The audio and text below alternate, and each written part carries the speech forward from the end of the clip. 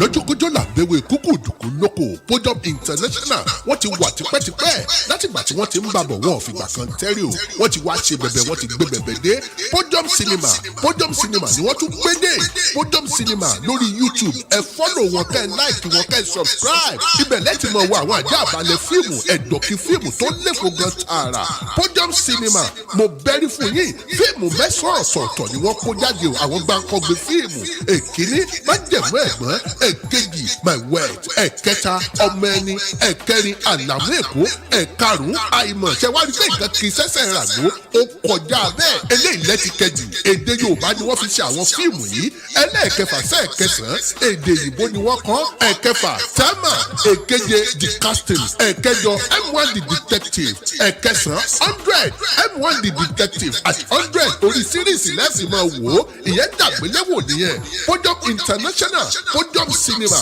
ẹ fọ́lọ̀ wọn kẹ́ ẹ láìkì wọn lórí YouTube wọ́n wà lórí Facebook wọ́n wà lórí Instagram Podium Cinema ó ti dọbẹ̀ ẹ subscribe.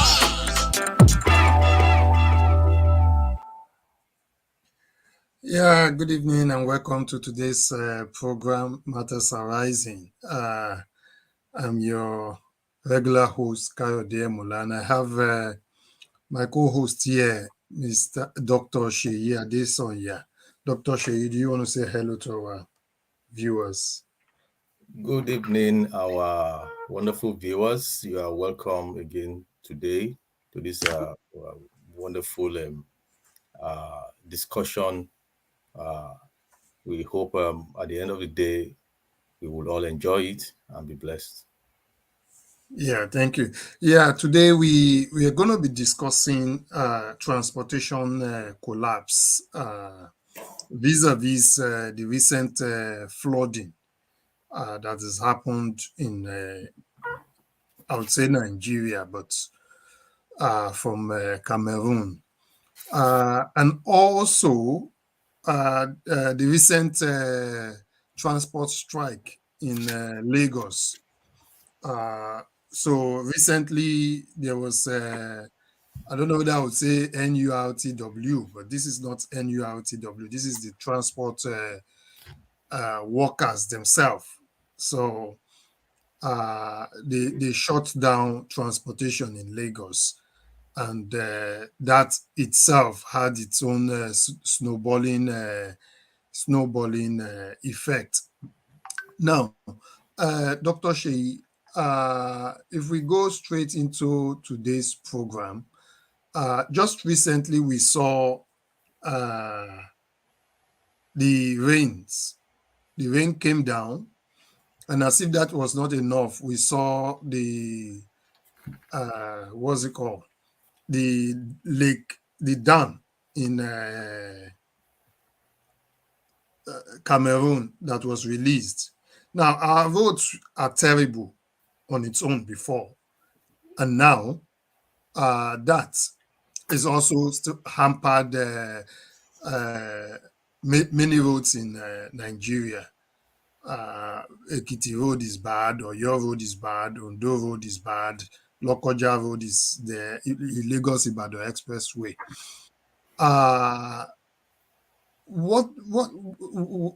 Why is it that looking at roads in our Yoruba land, why is it that our governors have not taken the initiative to see to it that the roads are good? Because if you go to Kaduna, I've been to Kaduna, the roads in Kaduna are good. The roads in Kano are good. The roads in Calabar are good. What is it? I know that we want to blame everything on Nigeria, but what is it that is made our roads bad in Yoruba land? Thank you, Mr. K. You can see me laughing, or it's a pain.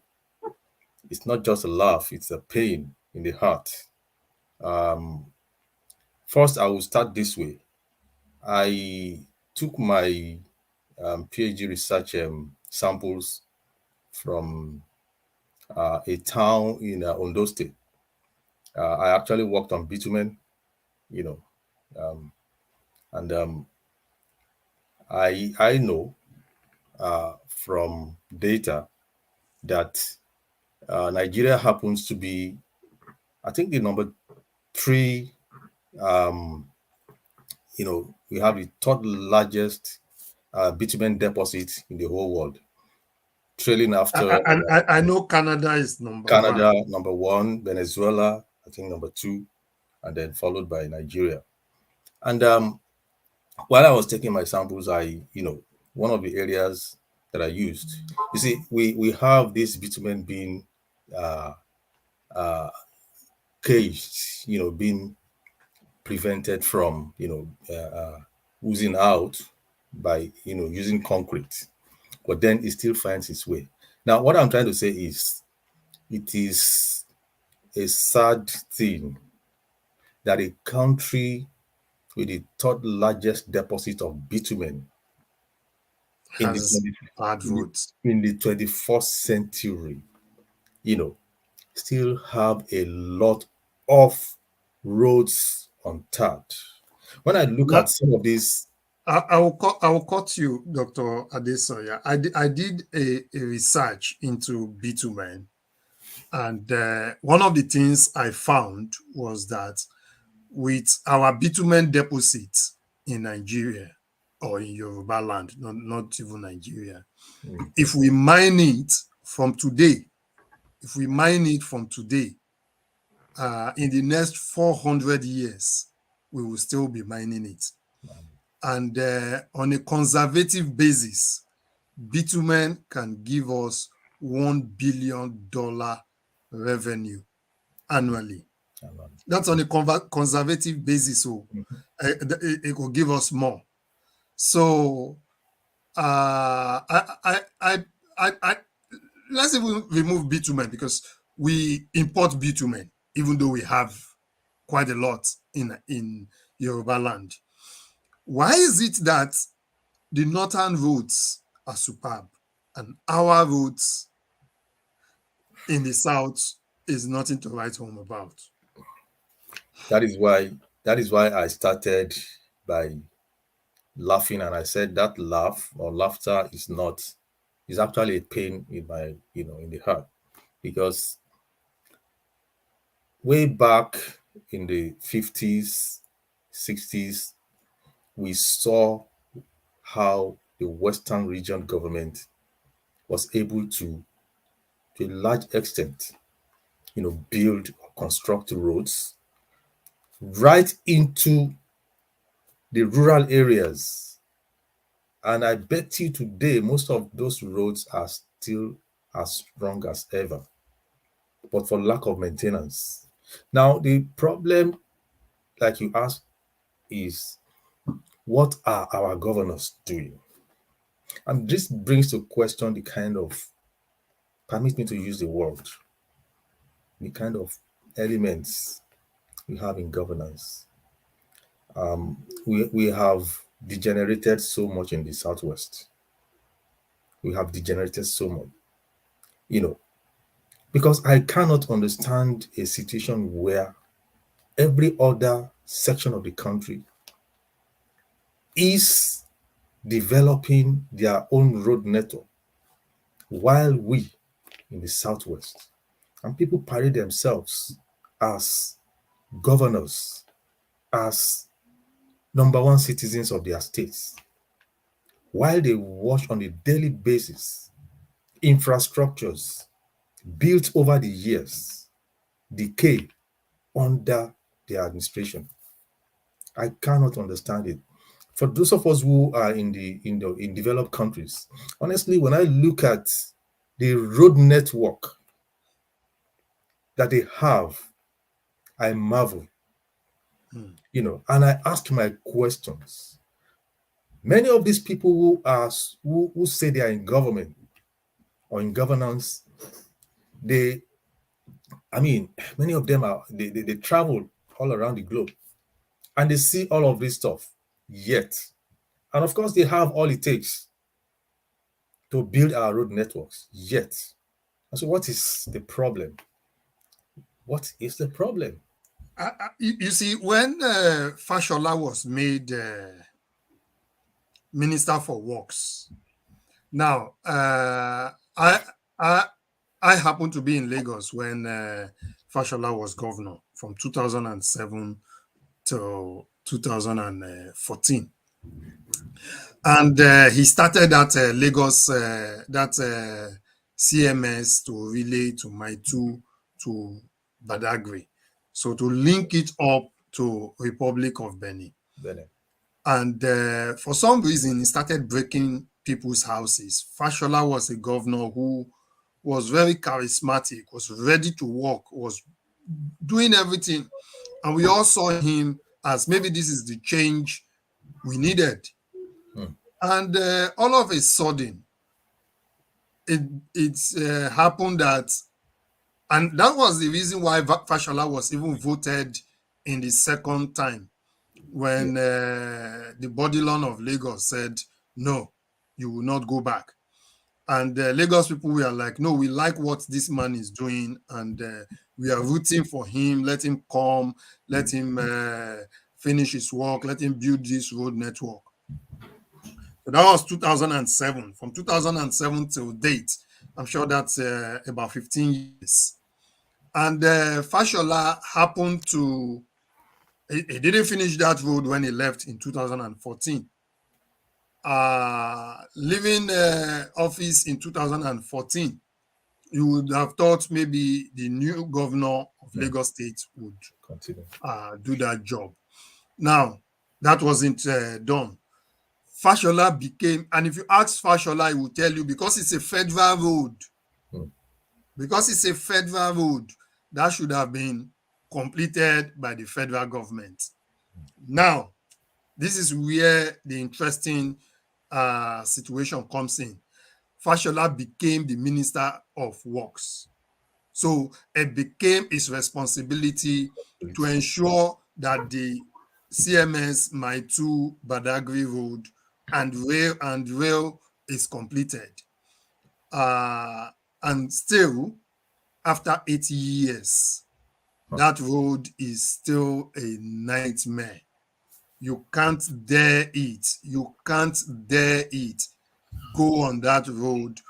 Once it's 5 p.m., don't even attempt either going to Badagry or even Yanoba or those areas.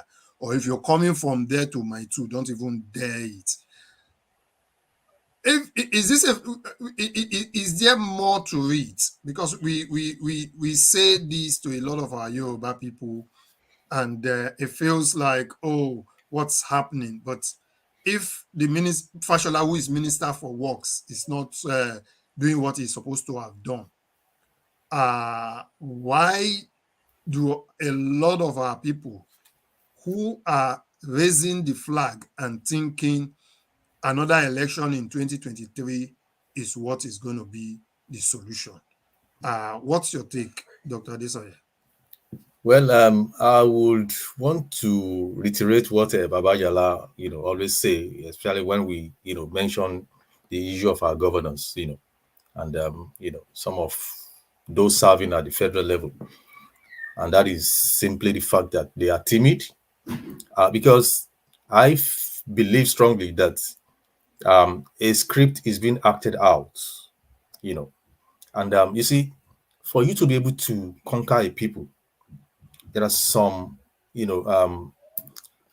some basic things you have to have under your control. One, food, education, which is, they say knowledge is light, and then infrastructure. Make sure that these people will take away food from their table, take away education from them. And to a large extent, they have been able to do that to us in the Southwest. Now, another thing that they are also using now is make sure that all our infrastructures, those that were built in the late 50s, in the 60s by the Western region, and then, some of them that were built by the federal even in the 60s and 70s, make sure that all these infrastructures, collapse. And if we are not going to be dishonest with ourselves, we would know that in the last couple of years, especially since the seat of power relocated to Abuja, they have left all our infrastructures in the southwest, to collapse. And unfortunately, we now have, like we have said before, people who represent us who are timid and who don't have, the wherewithal, they don't have the willpower, and like I said, there's a script that is being acted, and we have people who are supposed to be representing us, who are actually not representing us, but representing themselves and doing the biddings of their taskmasters. So until, of course, what our message for our people is that you cannot give your head to somebody to shave it for you while you are not there. You see, we have come to a level where, with all that we have been endowed with by nature, that is the Southwest, we have no business being poor. We have no business being hungry. We have no business not being enlightened. And of course, our infrastructures too, that we have built, we have no business in them, decaying. So, you see, it is time for Yoruba people to begin to look at all of these issues, to know that your destiny must of a necessity lie in your own hands. If you give your destiny to somebody else, that is the end of your destiny. That's what some people who still believe, or who still feel that the solution to this lies in politics. That is not the solution. The solution lies in us taking our own destinies in our own hand. That is my take on this. Thank you very much. I look at the situation, and it's very pathetic. It's very pathetic because seeing the way it is just a bulletproof that it doesn't matter how long or who is in power in Nigeria, Yoruba nation will continue to suffer except we come out of Nigeria. Now, having said that,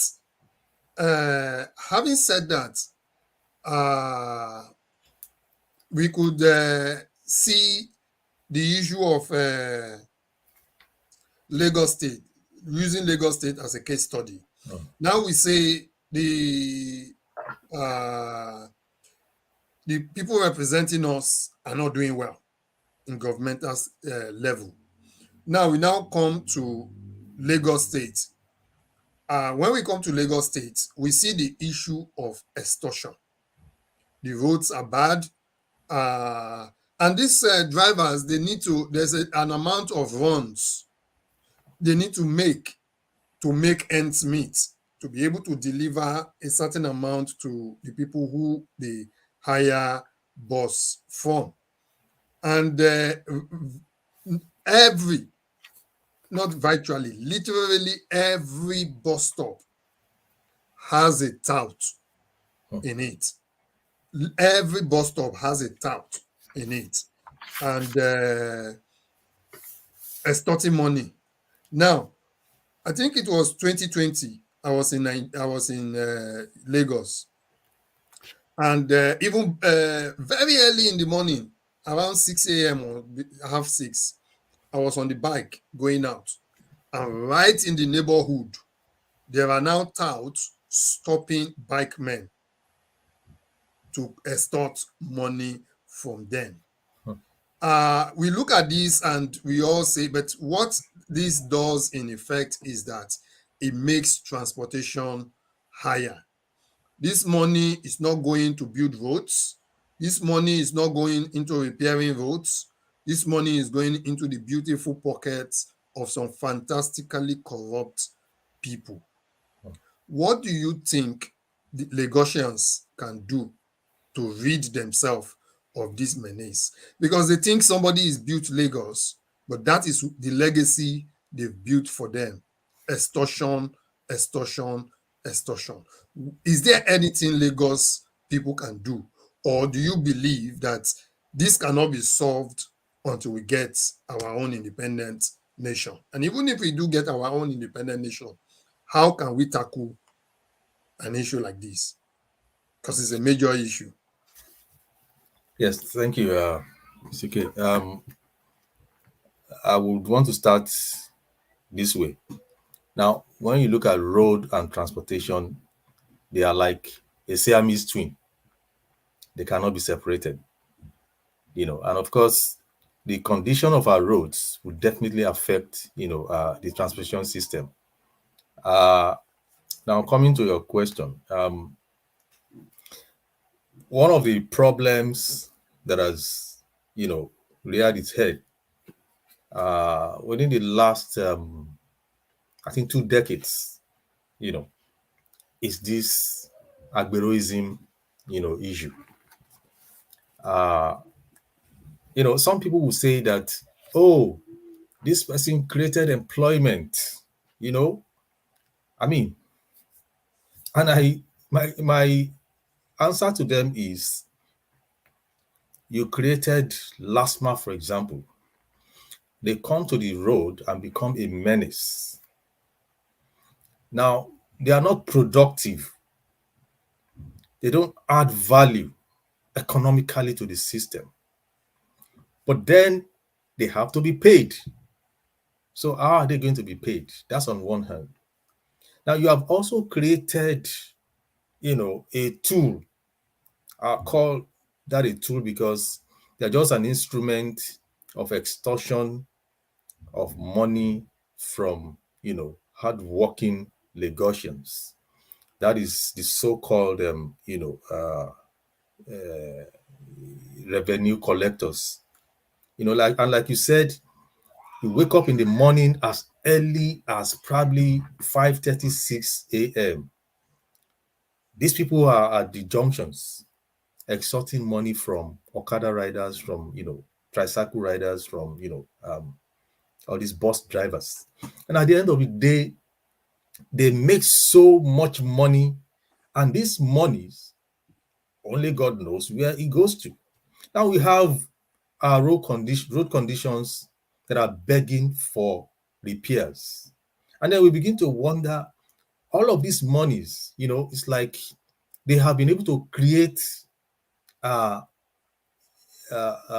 millionaires overnight of people who ordinarily should be somewhere being productive, but they have become a menace. And so the problem that we have is not the fact that we do not have, laws. Like I always say, we have laws, but the kind of politicians, the crop of politicians that we have in the Nigerian system as we have today are those that would never allow laws or rules to work. Applied. Never. And it brings another problem. I don't know of America, but here in the UK, you can drive from London to Aberdeen in Scotland, which is more than 600 miles, and not come across a policeman or a police van or a police vehicle on the way, either harassing or molesting you. But within Lagos, within a city, there are over thousands of checkpoints. Now, last week, within 2 weeks ago and last week, we've had a series of attacks on Lagos-Ibadan Expressway. And the passengers, some of those who escaped or those who were captured and later got their freedom, said the people who stopped them were men in uniforms. So we have men in uniforms becoming highway robbers. We have men in the office robbers. And then we have several transport officials in Lagos. You have different colors, from green to blue to LASMA to police to yellow fever to mobile police to customs to immigration to NDLEA, name it. You could count over 10 uniform people doing one just one job. Is that supposed to be? And how can the system read? How can we read this out of our system? Again, I am laughing, and I'm going to start by, giving us these two stories. They are true life stories. In the 80s, around Surulere,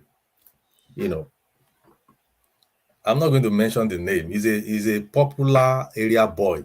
He used to be an area popular boy then, around stadium, and all the schools around, all these secondary schools around there.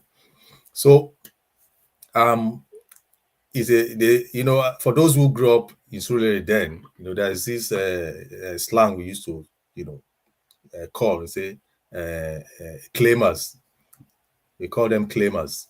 These are boys who look at you and then approach you and collect whatever you have in your pocket. Yes, they can even pull up your shirt and your pants and all of that. So this guy was a claimer around Surulere, Butemeta area in those days.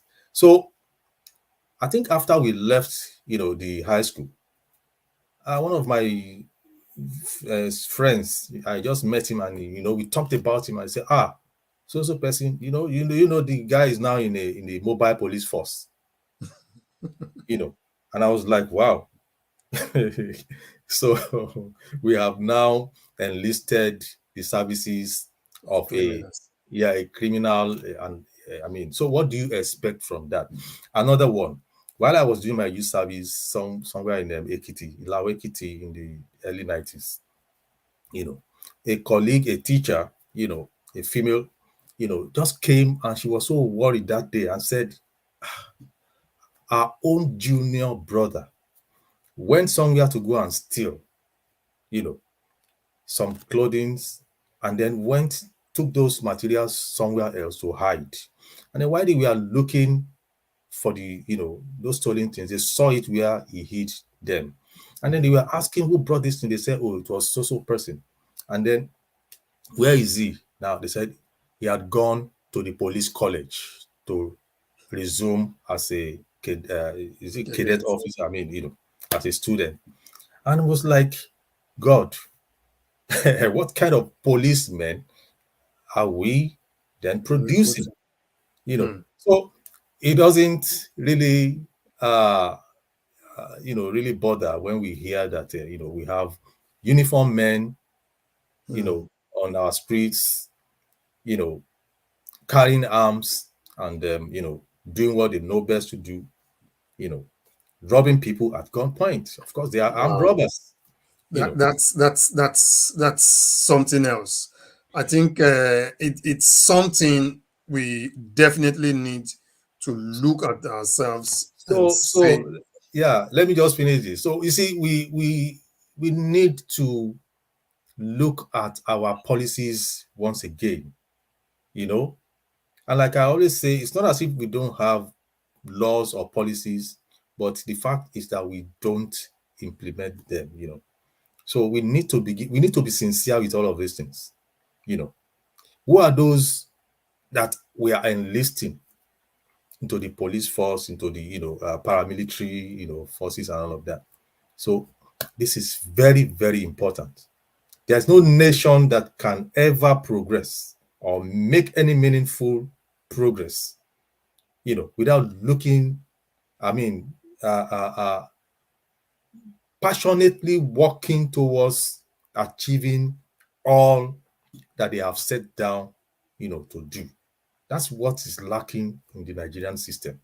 So, And I believe that when we have our Yoruba country, by the special grace of God, all these policies will be well laid down and they'll be followed to the letter.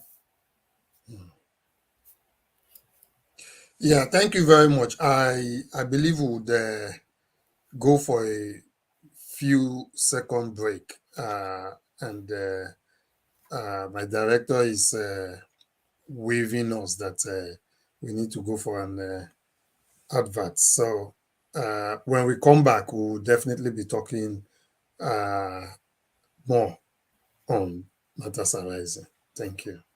Come one, come all to Podium Function Hall, a place for your network sessions, birthday parties, private parties, expos, conferences, seminars, and master classes. Podium Function Hall is the place to be. With a hall capacity of 50 plus, full air condition, starboard, and standby generator, with location in Ikota Villa, Mega Chicken Bus Stop. Contact us on 0701 844 8188 or +44 7442 177 677. Podium Function Hall, events made alive. Yeah, welcome back once again. So, yeah, you can visit us on Podium Function Hall for any of your event, birthday parties, conferences, wedding, and any meeting that you want to have. Now, Dr. Sheyi, we're looking at transportation and the many problems transportation has, or the challenges they are facing. This forced drivers to go on strike recently. And what that does is it shot up transport fare. Now, our people are in hardship, which is what I want us to discuss. So many of our people are in hardship. I receive several calls on a daily basis. SOS calls, help me, help me, help me. And sometimes it's only a matter of how many people you can help. What do you think our people can do to help themselves, seeing all these that are going on? Is there anything our people can do to help themselves? Let's even start from there. Well, there's no problem that doesn't have a solution. I'm going to, remind us once again of one of the songs of the legend Fela, say suffering and smiling. It appears as though Nigerians have become so accustomed to poverty. Yes, to the point that even with the last drop of blood in them dropping to the ground, they still just want to, continue to hold on to hope when or where there's no hope. Like I said, there is no problem that doesn't have a solution. And like I've said before, there must come a time when, as reasonable people, we need to be able to say enough is enough, that it is time for us to take our destinies in our own hands. Now, the politicians, they have the same strategy all of the time. They don't change their strategies, They make you go hungry for like 4 years, almost 3.5 years. And within the last couple of months, to end of their first, 4 years, they come to you with the same strategy again. A few cups of rice and a few cups of gari. Yeah, gari and so on. 1 CD. Yeah. and And whatever is the highest denomination at that time. yes, some even go as low as 200 naira.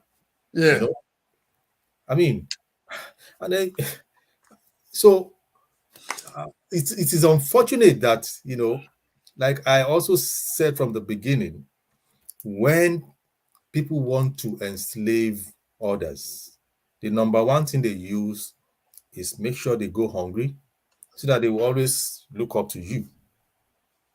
Make sure you take away education from them. The Southwest, what we used to be in terms of education. What we used to be in terms of providing for ourselves, agriculture. But all those things, where are they today? And like somebody said, that gradually the kind of system that they have in the north, the Almajiri system, has become entrenched in our system in the southwest, and we never knew, courtesy of our politicians. And each time they come again, we have some of us. And I say that it is not only these politicians who are our problems. Many a times, even we ourselves are our own problems. And those who stoop so low to, celebrate politicians because of a Congo of rice and 200 naira or 500 naira, 1,000 naira are some of the people who put us in these problems. And like you rightly said now, on a daily basis, you see people sending out SOS message from home. The heat is much on us. I mean, it's for me. Sometimes I look. Nigeria is generating less than Nigeria is generating 6 trillion naira, which is less than 6 billion. And you see diaspora remittance going back to Nigeria Yep. of over 25 billion. So the diaspora remittance is what is keeping Nigeria floating. And at the end of the day, we don't see anything to write home about. Now, I asked a lot of people, and I know some people are saying, let us stop the diaspora remittance.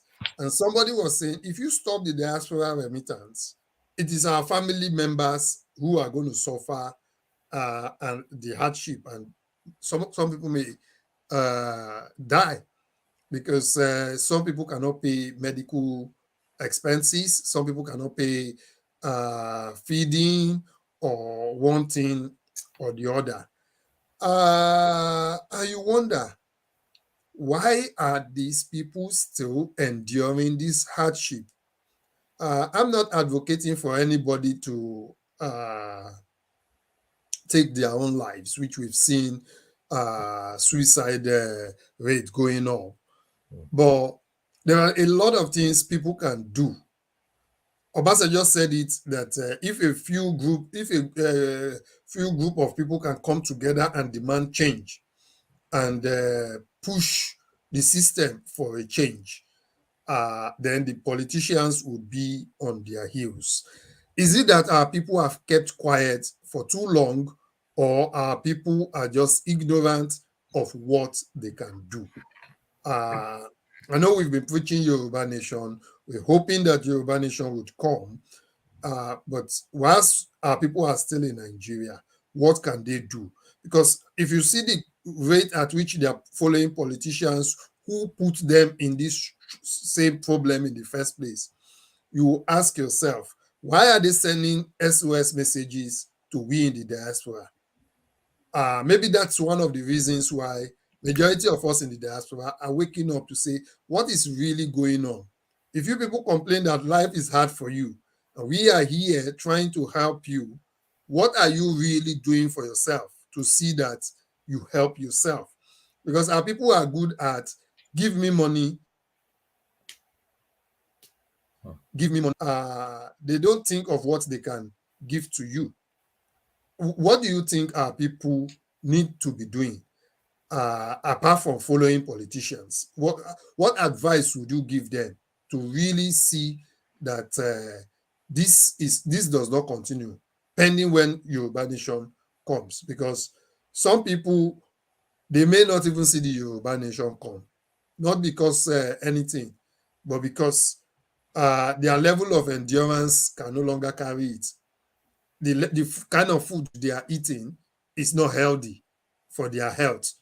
And at the end of the day, they may lose their life, not necessarily because somebody kills them, but because they have been starved of the nutrition that they needed. They have been starved of the good things that they need. Imagine an average lifespan of somebody in Nigeria being 53 years, when retirement age is even 65. It's like they don't even want people to retire. They want you to die in service, because once you die in service, they don't want to pay your gratuity and things. What do you think, especially those who are drumming the banner and following politicians, what do you think they need to be doing? How do we get sense into these people so that they understand that these people you are running after are the same people who caused your problem in the first place? Well, thank you, Mr. K. I think our people are in a dilemma. I say that because they are at the mercy of the politicians. And like you have also rightly said earlier, can that system work? If the answer is obviously no, because a script is being acted, make them poor, make them go hungry, so that you continue to be their lord and dictate whatever happens to them, And so, well, the only advice that we can, give them now is, and I think we have been saying that, within the ambit of what they have now, they should be able to filter and, determine what's going to work, better for them. Of course, we believe strongly that there's no political solution to the Nigerian solution, the Nigerian problem as it is. All the system has collapsed. All the system has collapsed. It's like somebody that has, virus within the system and has eaten into all of the cells, and then we're saying, or you have a cancerous, cell within your system, and then it has become malignant, it has spread all over the body, spread all over the system. It's a system that is only waiting to finally collapse, and so, unfortunately or sadly, those who know.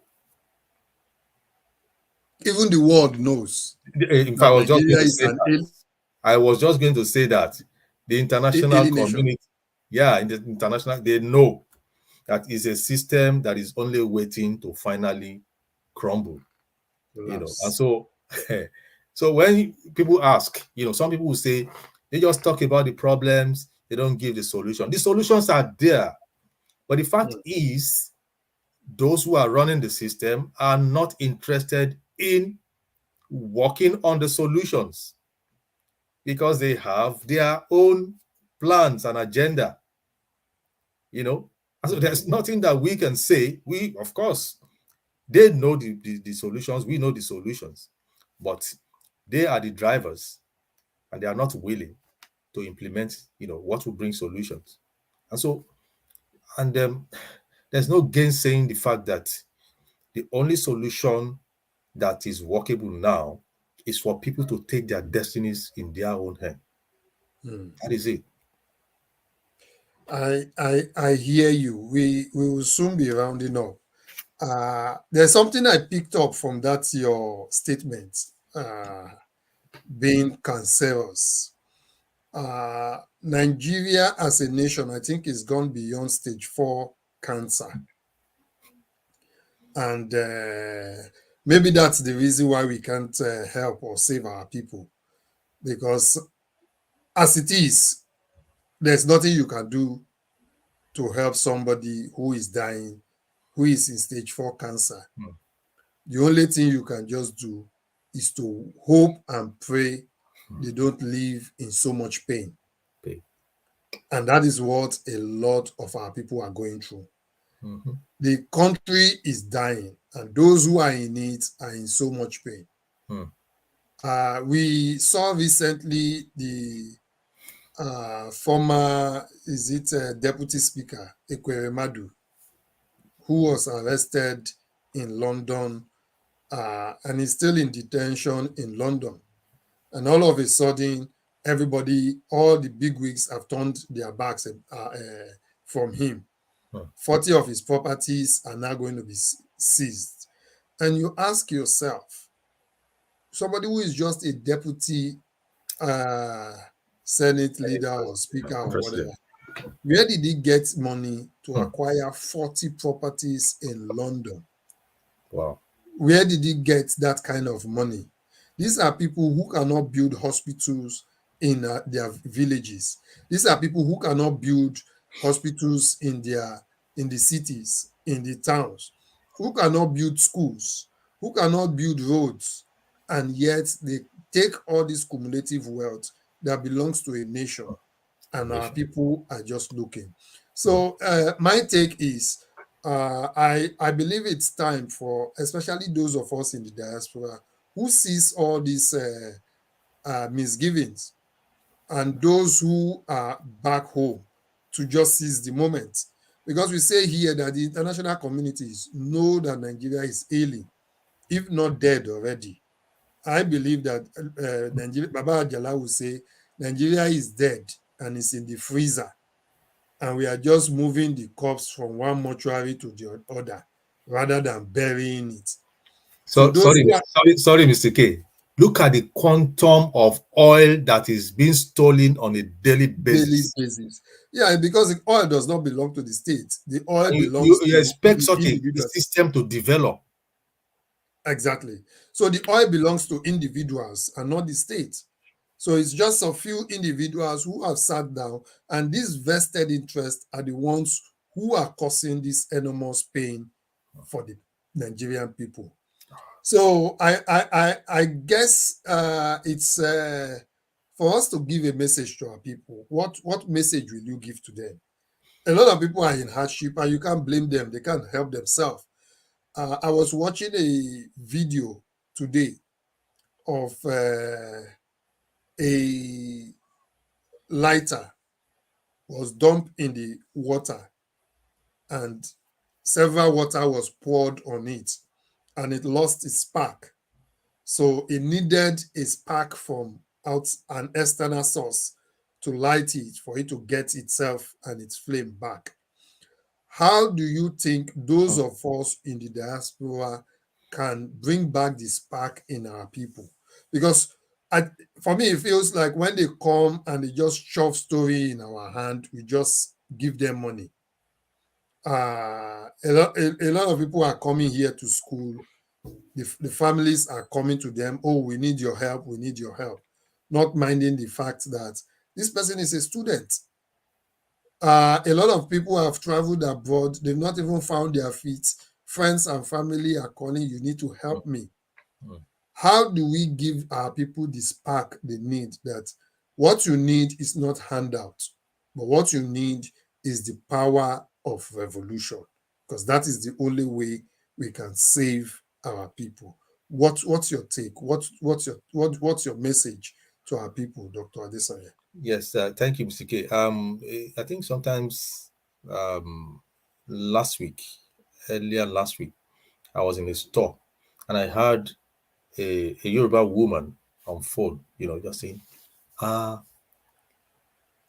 she was lamenting about the current exchange rate, and then later she also talked about, in fact, You know, I never, was supporting this Yoruba nation agitation struggle before, but it's like now with all the way things are going, I think I have fully supported, you know.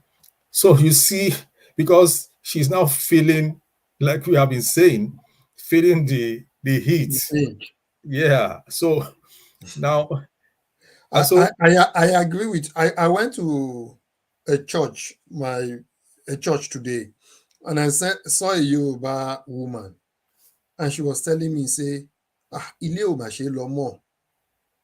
I said, I know. He said, ah, Nigeria dẹ̀ ti wá bàjẹ́ ń sìn o, àti ẹ̀rí ilé kọ̀ọ̀kan lọ mọ́. And I said, so what's the solution? He said, àfi k'Ọlọ́run gbà wá. I said, no, it's not k'Ọlọ́run gbà wá. Ká tètè gba Yorùbá nation ni o. He said, àtàbá lè gbà yẹn, ìyẹn ló máa dáa jù. I can tell you a lot of people in the diaspora now can't wait to have Yoruba nation. A lot of people in the diaspora, and I think we need to send a coherent message to our people back home to be that spark for them, especially those who are losing hope, who are losing faith. They say, oh, when is it coming even? Oh, yeah, day. I know. Because handouts will not really save our people. What will save our people is a holistic approach. And the only way we can bring a holistic approach is Yoruba nation. Now, talking about Yoruba nation, when Yoruba nation comes, a lot of people are asking, how do you even want to ensure that everything that has been happening in Nigeria does not happen again in Yoruba nation? Transportation, we've talked of transportation and we've talked of hardship.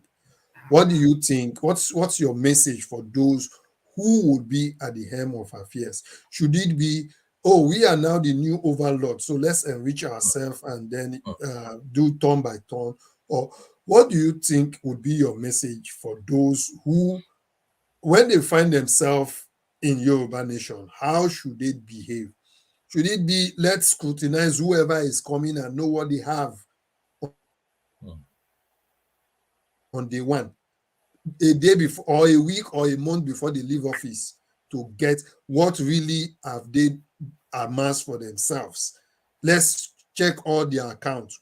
Should we say, for your time in office, a month before you go, you have to submit all the details of your accounts and that of your family, so that we will go through it and see that you have not enriched yourself whilst in office. What's your take, Dr. yes, Adesina? thank you, Mr. K. There's something that I always, in fact, I have before now thought that this very question is going to be a major topic for us to discuss. And I always say this, that one of the things that really, one of the earliest, statements that I heard from our leader, Professor Akintoye, is, analyzing the Nigerian system, the problems and all of that.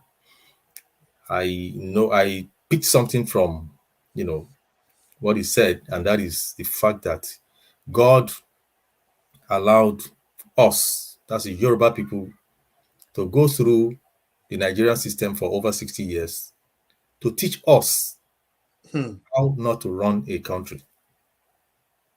And since I heard that, I held on to it because I believe so much in it. How not to run a country, and then how to run a country. Now, in every system, the people are just the same. Characteristics are the same. Those who have the tendencies to run down a country, they are everywhere. As we have them in the Nigerian system, we have them in the Yoruba nation. Now, this is where I believe strongly that leadership, and when I say leadership, I'm not, talking of just an individual or a person who is at the helm. You could be a leader. You could be at the leadership, in whatever committee or wherever you are. Now, the responsibility of leadership that will ensure that elements that have a tendency to run down a country, do not, because we can't stop them from throwing themselves up. But the fact is, we must have structures, we must have policies that would prevent such people, such elements, such characters from moving close to the corridors of power, let alone power itself. So some people have advocated for capital punishments. Do you think we Yes, should? all of those things could come in, but we need to start from the first things first. Ensure identity, because if I'm a leader now, if I see somebody who is a bootlicker, who is a psychophant, milling around me, I mean, that's one of the qualities of leadership. I should be able to identify such individuals and then know how to put such people. Look, I always say this. If Yoruba nation or country wants to truly be great, those who are going to lay the foundations, at least for the next 20 years, should be people of impeccable characters, people who are decent. I think we would take note of that. Those who would lay the foundation. The foundations, very, very important. Of impeccable character. Thank you, Mr. Emmanuel Akombi. I think we've got a few of his messages today. Mr. Akombi was telling us that you could drive 1,600 miles in the US without even seeing a police. No, only just once in a while is the troopers. Yeah. Just once in a while. Yeah. And the diaspora remittance to Nigeria is $1.8 billion per month. Per month. This is, in fact, in 6 months, in 3 months, Nigeria is getting more than it can even make by itself. So my message to our Yoruba people is get ready, get your things put in place. Yoruba nation has no business in Nigeria. All the hardship we're facing, the bad roads, the no electricity, the fault lines, and so many things that are going on. It is what Nigeria has meted out on us. So the only way we can come out of this is to get a Yoruba nation. Dr. Adesina, what's your parting message to our people before we go? Well, my parting message would be that our people should not continue to hope against hope, especially when there's no hope or where there's no hope. Take a decision to take your destiny in your own hands. Nature has made you great. God has made you great as Yoruba people. And our anthem says, we are the glory of the black race. Let us do all we should do to ensure that we attain that level of glory. Thank you so much. Thank you very much. Yeah, you've heard our today's program. The hardship on us, it's not because we don't have enough. It's because we've elected to put mismanagers in the seats of power. So now our advice to our people is rise up. Those of us in diaspora are ready to rise up with you to reclaim your destiny. And I hope that very soon Yoruba nation would come, because without a Yoruba nation, we would continue to suffer in Nigeria. Thank you very much, and God bless you. Until we come your way again next time, continue to stay. Come one, come all to Podium Function Hall, a place for your network sessions, birthday parties, private parties, expos, conferences, seminars, and masterclasses. Podium Function Hall is the place to be. With a hall capacity of 50 plus, full air condition, starboard and standby generator, with location in Ikota Villa, Mega Chicken Bus Stop. Contact us on 0701 844 8188 or +44 7442 177 677. Podium Function Hall, events made alive. Picture, they say, keeps memories forever. Is it your birthday and you need a picture to remember that day? Or those lovely family faces you will want to see forever? Are you a chef and you need a picture for your online posting? Podium Photography Studio is the perfect place for you.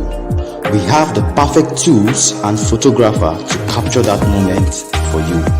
Also available is our editing room for that perfect montage and video editing.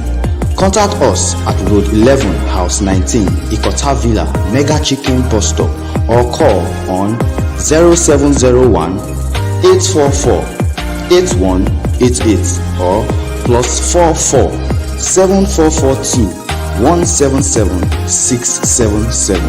Podium Photography. Capture